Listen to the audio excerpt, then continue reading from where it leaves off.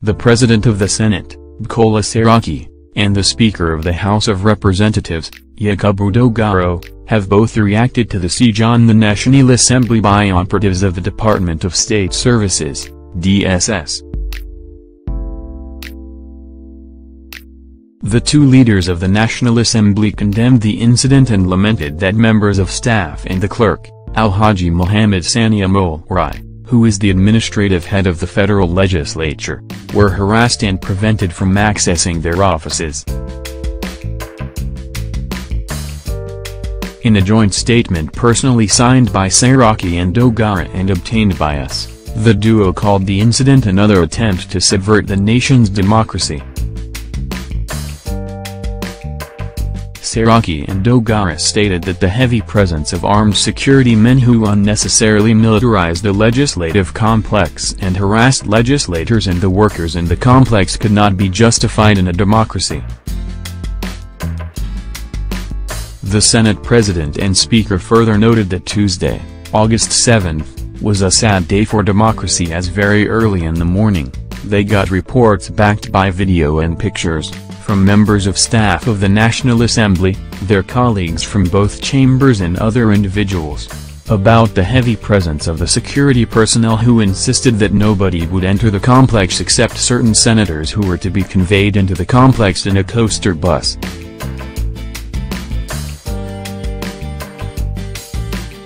"30 a.m., the reports started coming in and by 7 a.m., there were pictures and video online showing armed security men preventing senators and honorable members from coming into the complex.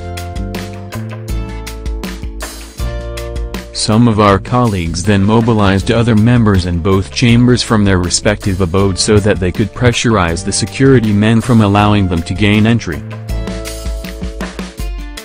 Obviously, the public outcry from Nigerians and members of the international community against this illegality, this desecration of the sanctity of the legislature and this flagrant abuse of powers forced the government to relax the directives given to the security men as they later allowed the legislators to walk from the main gate into the foyer.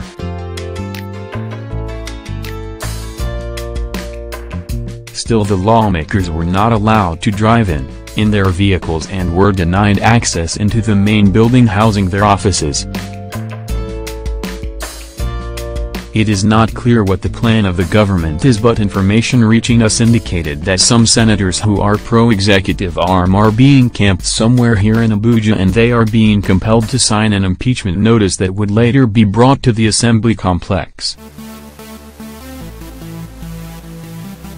The Senate chamber will now be forced open to enable an illegal change of leadership take place in the Senate. It should be noted that the Senate formally adjourned on July 24, 2018 and it stands adjourned. To reconvene, there is a process which has to be followed.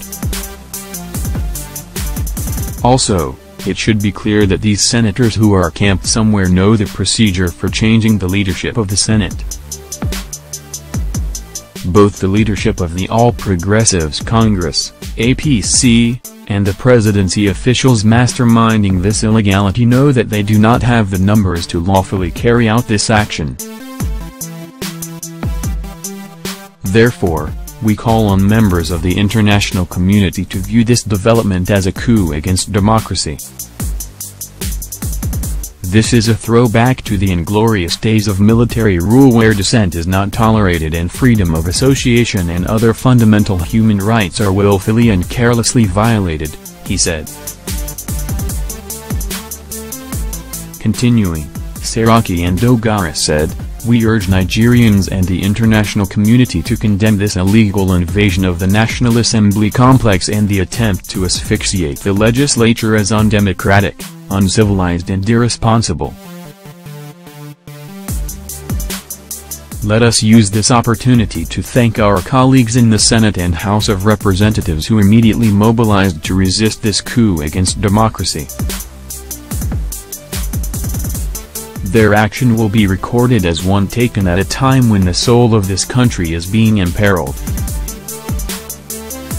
They have acted to avert the breakdown of constitutionalism and collapse of the rule of law. They have stood up to dictatorship and demonstrated that this country belongs to all of us. We also thank members of the press, local and international, and all Nigerians whose support for the cause of democracy have sustained us this far. The statement said that as a result of the incident, the joint leadership meeting slated for Tuesday, August 7, had been postponed till further notice because under the prevailing circumstances, we cannot guarantee the safety of the 20 members from both chambers expected at the meeting.